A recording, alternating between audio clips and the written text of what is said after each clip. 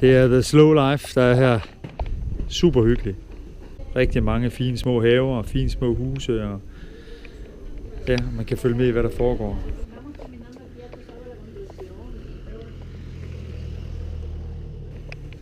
Det her, det er et casa. Et af vores casas i Vinales. Super sted. Dejlig hyggelig gade. Søde naboer. Søde værter.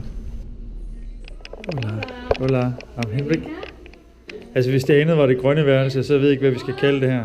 Men det er nok brudesviten.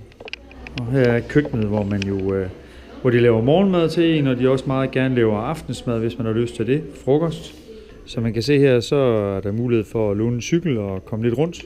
Det er et super hyggeligt kvarter her. Man kan sidde udenfor på verandaen her, præcis som alle de andre, sidde lidt i skyggen. Kigge ud på livet omkring en. Hvad siger du, John?